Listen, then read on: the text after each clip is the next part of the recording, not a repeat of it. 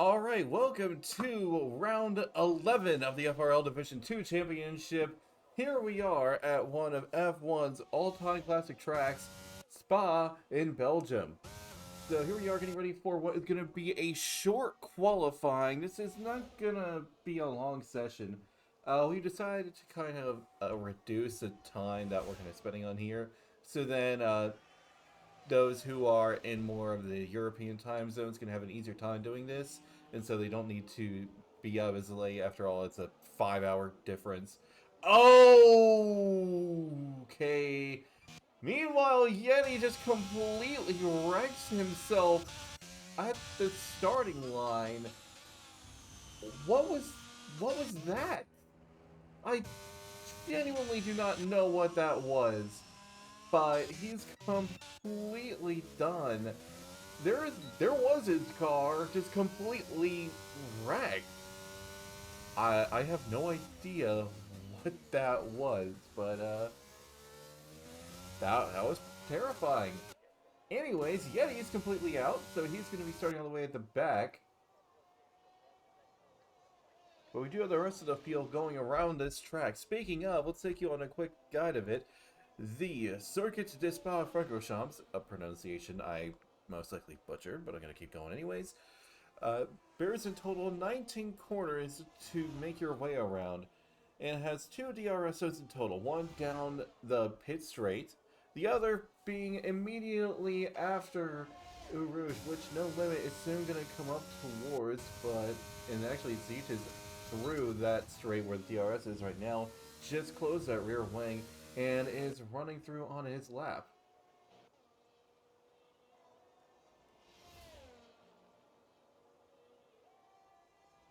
And Kirito thus far sets the best time 144.5, and the Division 1 qualifying times yesterday, the lowest time we saw was about a 143.1, just about, which Arrows managed to set actually, and looks like he invalidated his one. He's going to go for another one.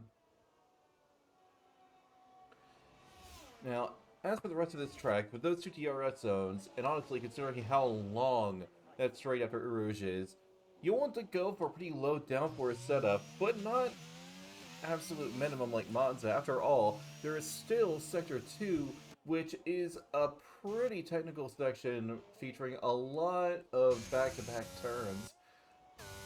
But still, this track is flat out for a good portion of it, which means it's important to have a car that leans more towards into that straight line speed. And now there is a problem with this track. Well, 2 problems, really. Problem number 1 is that the track eats through the soft tires very quickly. If you do, let's say, an out lap, hot lap, in lap run, just a standard one where you do only one flying lap, you'll burn through about 10% of your tires. And that's just on the soft tire. Now, the mediums and hards, it's not nearly as bad, but that's part of it. The other problem is that this track is slippery. It's pretty easy to lose your grip around here, especially in Sector 2 that I've seen, but it is also possible through Rouge where a driver can easily just send it a bit too hard for their own good and send themselves straight into the wall.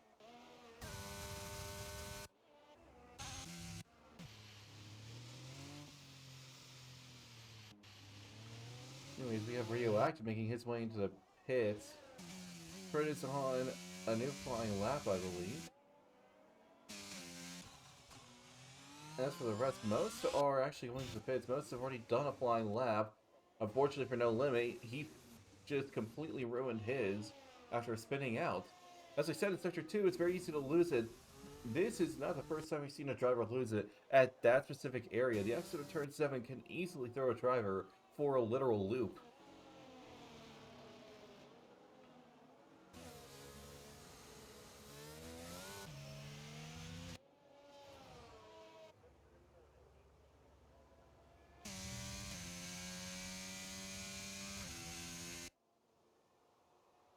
We do have Prid moving pretty rapidly here, but I don't know if this is a new attempt at a flying lap because, well, at this point, that lap would be pretty disappointing. So I think he's going to just make his way into the pits and attempt a new run.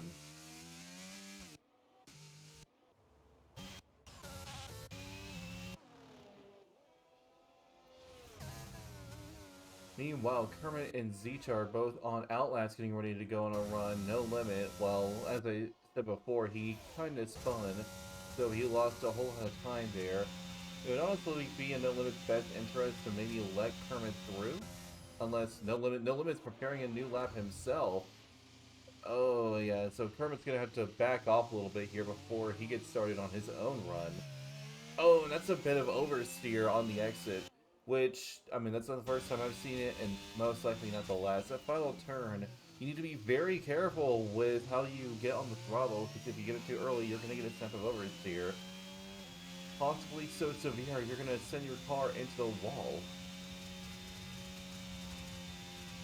The Kermit's getting started on this lap now, and he managed to back off enough to get a decent amount of space, but also still get at least a little bit of a tow from the McLaren ahead of him, and that should help him out in speed, and that is a good Sector 1, just above a 30-second time. That is a solid one. Another solid time is about 30.3, but Kermit was a couple tenths up on that, so that's pretty good.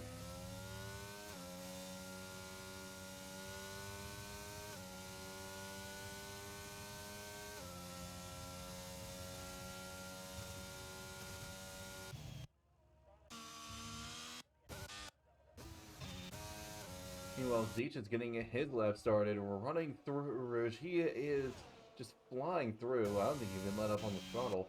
Now, you can get away with going full throttle through there, and that is a beached Alfa Romeo, I think. Or is it a Ferrari? No, but that was a car beached. I think it... Oh, it was actually Atmos. So it was correct in it being a Ferrari. I just thought it was the wrong one.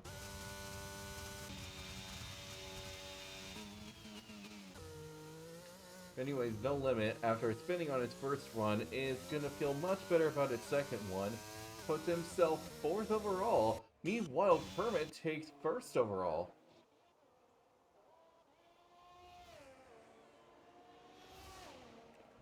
And Arrows, it looks like he invalidated yet again on his run. Either that or he's just getting one started, but I think he invalidated.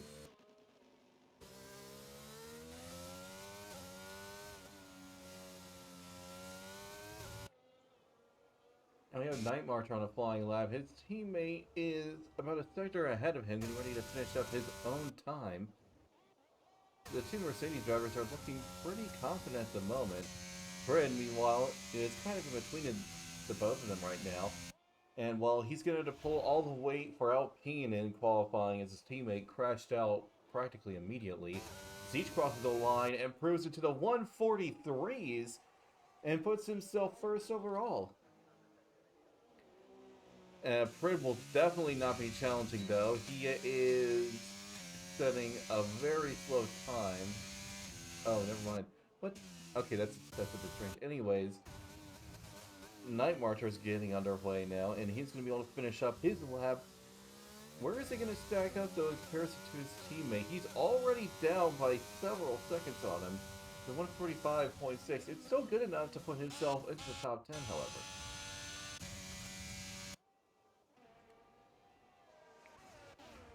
Meanwhile, Arrows is going down the final back straight. And if he gets a little bit of a tow from that car up ahead, I think the car is just too far ahead for him to get a tow still. This is going to be a very strong time. Will it be strong enough to get a hold of pole? Wow. I would say yes. That is incredible.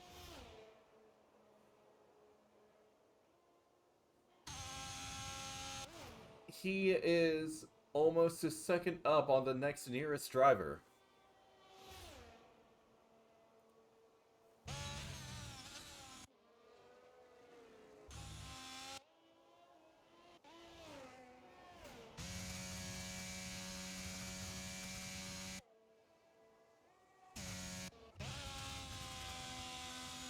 Meanwhile, we have Rowe getting started, getting a little bit close to the edge of the track limits there. Manages to stay within, and that's going to allow him to gain a lot of speed. If you go just a little bit too far on the left, on the outside of that curve after Rouge, you can easily invalidate your time. It's a good thing he didn't do that so early. Still, he is down a little bit in his first Sector 1 time, though I think he's really going to gain the most of it in Sector 2.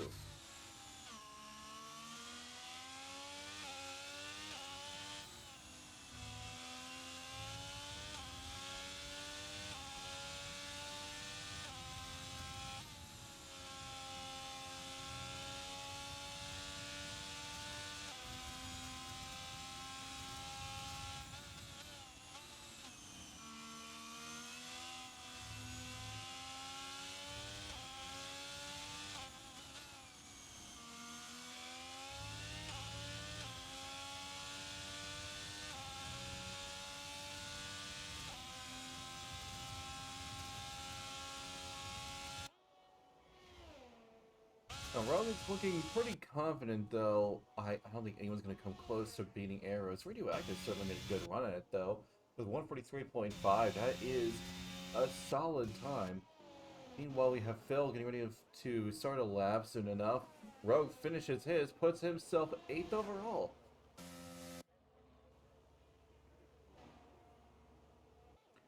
Meanwhile, Atmos is running on a new lap. Can he find improvement here and put himself into the top 10 perhaps? Running through, has he found an improvement here in Sector 2? Well, he has gained over half a second. That much is going to put him potentially to the 144, so he gains just about a tenth more. He could put himself into the top 10.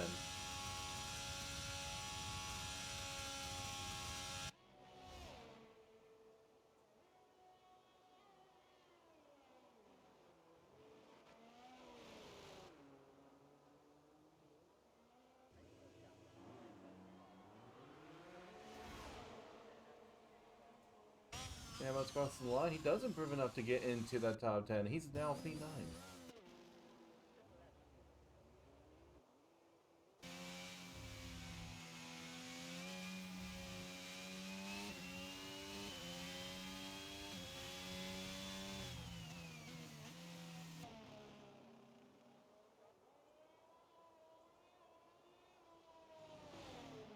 Meanwhile, we have Phil running through. Oh, he invalidated his run, which is a little bit too wide there.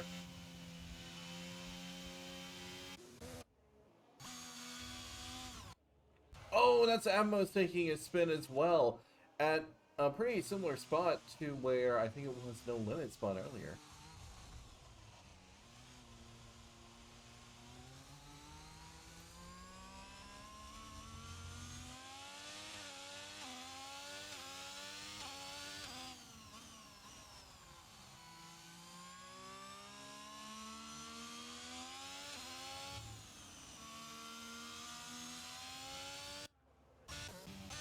And apparently Arrows is choosing to go up for one more run. I legitimately do not see the point. Like, who's gonna beat that? Who's gonna beat a 142.9?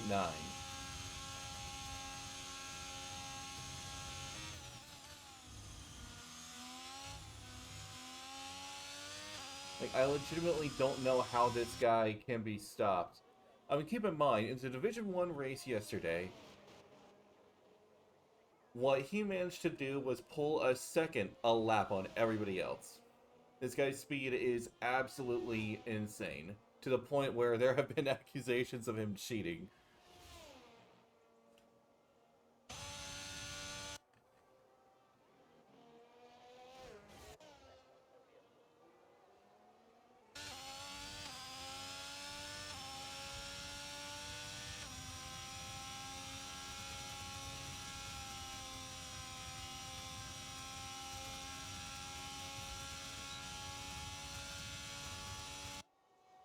And Kirito running along, he's going to get a little bit of a toe from the car ahead, not too much.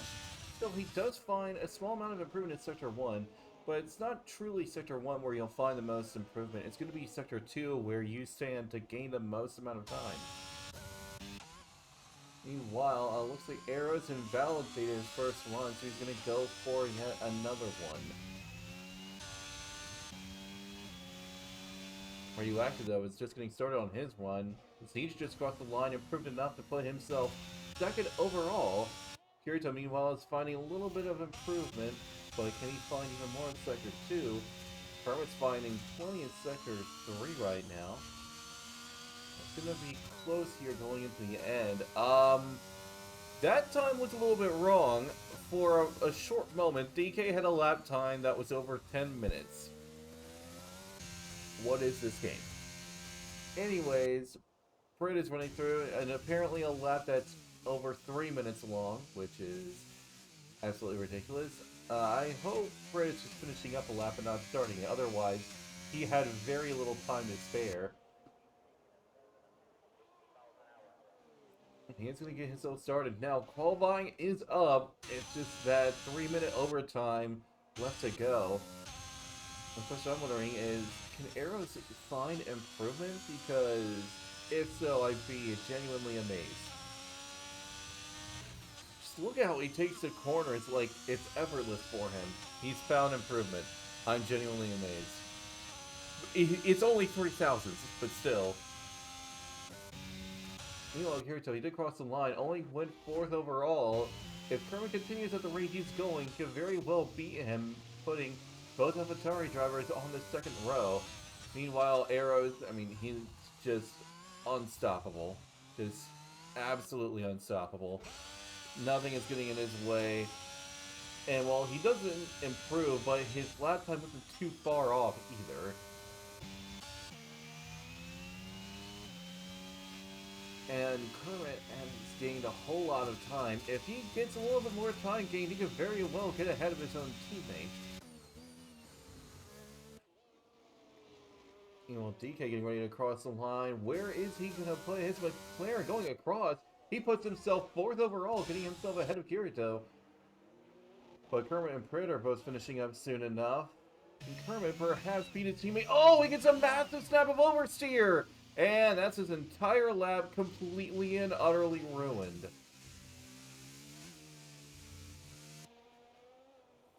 Meanwhile, Prit crosses the line, putting himself 5th overall.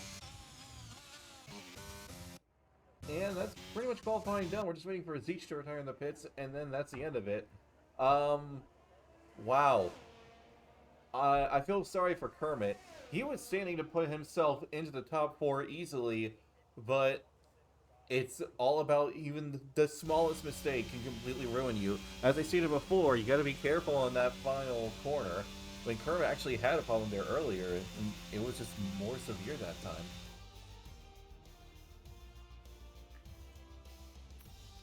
So that's gonna be the end of qualifying. Arrow takes an unstoppable pole position. Zeech, though, does put in a good effort to get about as close as he can. Still, he's 4/10ths off. And then it's going to be Radioactive, DK, Brid, Kirito, Kermit, No Limit, Rogue, Dan, Atmos, Curly, Night Marcher, Sancho, Bill, and Yeti rounding up the field. That's going to be the end of qualifying.